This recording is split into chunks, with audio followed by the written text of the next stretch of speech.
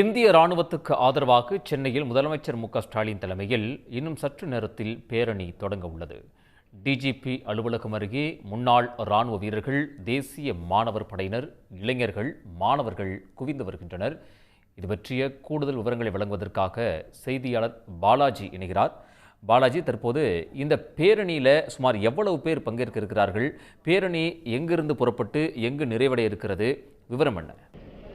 பாகிஸ்தானின் அத்துமீறல், அதே போல் இந்திய இராணுவ வீரர்களுக்கு நம்முடைய ஒற்றுமை பறைசாற்றும் வகையில் ஒரு ஒற்றுமை பேரணி நடத்தப்படும் என்று முதலமைச்சர் மு.க.ஸ்டாலின் நேற்று அறிவித்திருந்தார். அதன் அடிப்படையில் இன்று மாலை 5 மணிக்கு, அதாவது இன்னும் சற்று நேரத்தில் சென்னை கடற்கரை கலங்கரை விளக்கம் காமராஜர் சாலையிலிருந்து போர் நினைவு சின்னம் வரைக்கும் அந்த பேரணி என்பது நடைபெற உள்ளது.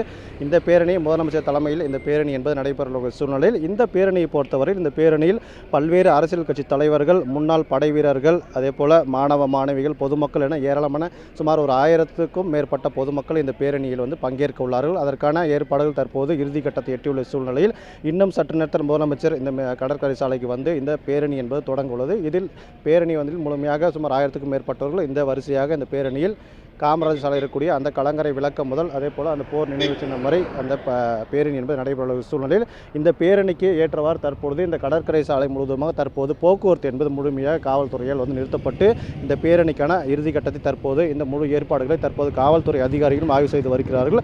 அதே நேரத்தில் இந்த பேரணியில் பங்கேற்பவர்களுக்கான பல்வேறு சிறப்பு ஏற்பாடுகளுமே தமிழ்நாடு அரசு சார்பில் செய்யப்பட்டுள்ளது. குறிப்பாக மருத்துவ வசதிகளை பொறுத்தவரை 10 மருத்துவ முகாம்கள், அதே போல் 200 நிழற்கூடங்கள் பொதுமக்கள் நிற்பதற்காகவும், அதே போல் 30 இடங்களில் பார்த்தீங்கன்னா இந்த குடிநீர் தொட்டிகளுமே பொதுமக்களுக்காக அமைக்கப்பட்டுள்ளது. சுமார் 15க்கும் மேற்பட்ட கழிப்பறை வசதிகள் மற்றும் ஆம்புலன்ஸ் என உள்ளிட்ட பல்வேறு அடிப்படை வசதிகள் பொதுமக்களுக்கு தேவையான முழுமையாக தற்போது சென்னை மாநகராட்சி தரப்பிலிருந்து செய்யப்பட்டுள்ளது. இந்த நிலையில் இன்னும் சற்று நேரத்தில் முதலமைச்சர் தலைமையில் இந்த பேரணி என்பது தொடங்க உள்ளது. கடற்கரையில் அந்த காமராஜர் சாலையில் முழுமையாக அந்த பேரணி என்பது நடைபெறவுள்ள சூழலில் அதில் இறுதிக்கட்டத்தை தற்பொழுது இந்த பேரணிக்கான பணிகள் என்பது எட்டியுள்ளது. பாலாஜி, உங்களுடைய தகவல்களுக்கு நன்றி. உடனுக்குடன் செய்திகளை தெரிந்து கொள்ள சன் நியூஸ் பெல் ஐகானை கிளிக் பண்ணுங்க.